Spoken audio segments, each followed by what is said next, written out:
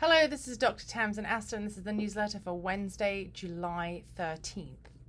And it's the myth of fearlessness. One of the things that I find funny about being alive at the moment is the hashtag one-sentence summary of an idea or a way of living or a way of being. And as an ex-academic, there is a part of me that deeply struggles with this extreme editing of a big idea. How can one word or a sentence possibly grasp the depth and subtleties of a concept? Also, I have to admit that I love idea sex, this concept of talking about ideas and how they intertwine and how one affects each other, which you can't do in a couple of words or a short sentence. But then the other part of me knows that it is so much easier to remember things if they're short and sweet, like an acronym, right? My first book was called The Healthy Sex Habit. Get on top of your life by managing your sleeping, eating, and exercising, right? I wanted people to cultivate a healthy relationship to sleeping, eating, and exercising in the relationship with self and others. And I thought calling the book Sleep More, Eat More Kale, Move Every Day, and Manage Your Relationships with Your Mind and Your Friends and Other People wouldn't sell so well. Anyway, I digress. So what I want to talk about today is fearlessness. And yes, I know that it's really largely meant about the energy of doing, moving, taking that brave action. But there is something inherently frustrating to me about this way of seeing it, because fear is a basic, that is a vital, important emotion. One that Gay and Kathleen Hendricks, who spent years doing research on emotional intelligence and relationships, have identified as one of the core basic emotions, excuse me, and that it has huge protective power, right? So fear is an emotion that we often feel. We often feel it in our stomach. We feel that tingling sensation.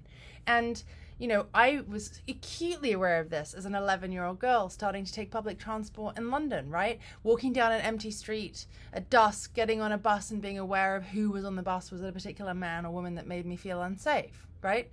So when you have the experience of fear, what is it trying to tell you? Well, I think it's trying to tell you three things. One, that something needs to change. Two, that what's currently happening isn't right. And three, that your full attention is required right now. You need to be present, right? And so someone who, drives a stick and an automatic car on a regular basis, when I head back to London and I have to drive with the steering wheel on the opposite side of the car, I get that initial moment of fear when I get behind the wheel. Right? So I have to stop, I have to notice, I have to pay attention and think, is this fear something that should stop me from taking action? Or is this fear just about me paying attention to the moment, right? And then I can take the action, right? So in this case, it's just a reminder to get out of the automatic way that you often drive, right? And focus on the experience in front of me. Did you know that emotions only last for 90 seconds?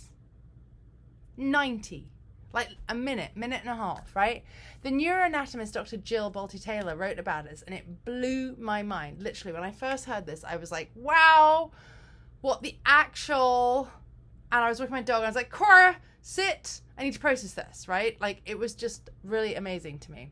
So one of the things that I think is fascinating is that most of us experience emotions as lasting way longer. Most of us experience our emotions as lasting way longer than that 90 seconds, right? And partly it's because we're not taught emotional literacy. Why am I feeling this way? Where is it located in my body?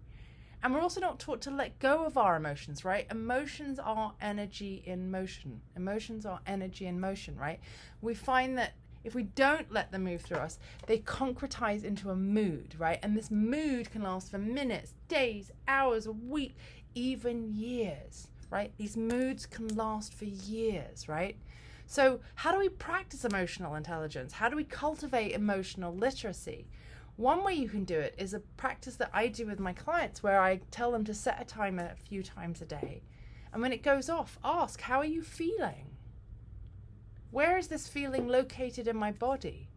And then what do I need to do? How do I need to let it move through me? Do I need to go for a walk? Do I need to cry? Do I need to laugh? Do I need to scream? Do I need to growl, right? We need to be like animals or babies and let the emotions move through us, right? And if you want to dig in a little bit more, you can then say, why am I feeling this way? Am I thinking about the past? Am I worried about the future? Am I thinking about what's going to happen? What might happen? Or you could even dig into, is this energy actually mine? So I just want to flag this, right? This is really vital. If you ignore fearless, because hashtag fearless is what you were taught, as a kid, as an adult man, you might miss the signs that you're developing coronary heart disease because you're not paying attention, right, to the fear. As a boss, you might miss that your favorite employee is unhappy and you're not listening to that fear and you're ignoring that fear that she doesn't seem to be turning up right on time and she doesn't seem to be delivering things. And you worry that she might resign, and she might resign because you've been paying attention, right? As a parent, that your child is struggling. So don't ignore this fear. It might be telling you something really, really important. Listen to it, let it move through you, and then take the inspired action, okay? And if this sounds interesting to you, please share with your HR teams and decision makers that I do keynotes and I facilitate workshops on cultivating these kinds of leadership habits. So for example, one that I'm doing at the moment, from surviving to thriving, understand and support your employees' response to stress and burnout. From surviving to thriving, understand and support your employees' response to stress and burnout.